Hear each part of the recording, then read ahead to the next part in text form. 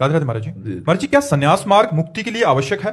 देखो, चाहे pant shirt में रहो, लेकिन अंदर से तो सन्यासी बनना ही पड़ेगा। अंदर से सन्यासी बनना पड़ेगा, बाहर से सन्यासी बनो चाहे ना बनो। मोक्ष मार्ग का अवलंबन करने के लिए समस्त कामनाओं का, समस्त विकारों का त्याग करना ही पड़ेगा, तभी तो मोक्ष पद को प्राप्त होगे। आप पैंट शर्ट में रहो, लेकिन आपको सन्यासियों के लक्षण धारण करने पड़ेंगे। वेश प्रधान नहीं है मोक्ष प्राप्ति के लिए, वेश प्रधान नहीं, उद्देश्य प्रधान है।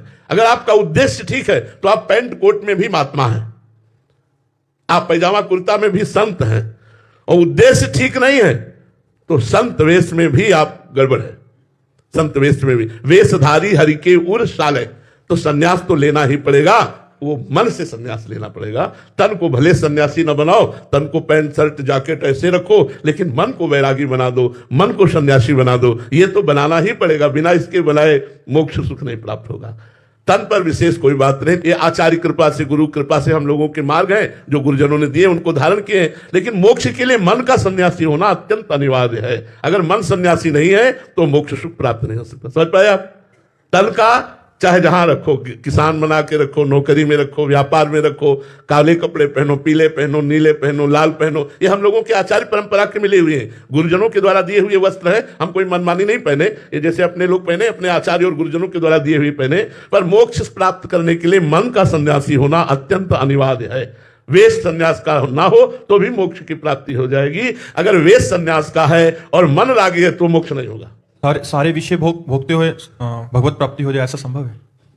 ऐसा संभव है। धर्मयुक्त विषय भोगते हुए हो जाएगा। धर्मयुक्त, शास्त्र की आज्ञा का पालन करते हुए धर्मयुक्त विषय भोगते हुए भगवत प्राप्ति हो जाएगी। जैसे गृहस्थी में है, पहली बात, जो धन है उसमें प्रधानता धर्म की होनी चाहिए।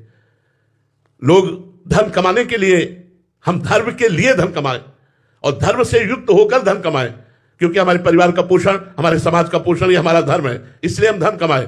धर्म से धन और धन से धर्म की पूर्ति के लिए। अब हमारी अंदर काम वृत्ति है तो केवल अपनी पत्नी में, वो भी 1 महीने में एक, जैसा शास्त्र आदेश करता है, संतानोत्पत्ति की भावना के लिए लिखा हुआ है, व्यभिचार प्रवृत्ति के लिए लिखा हुआ नहीं है शास्त्राज्ञा में। और अपने पूरे परिवार को भगवान का स्वरूप समझते हुए संपूर्ण आचरण कृष्णार्पणम वस्तु करते हुए, नाम जप करते हुए, यदि गृहस्थी में उचित धर्म में नियम पूर्वक विषयों का सेवन किया जाए तो भगवत प्राप्ति हो जाएगी।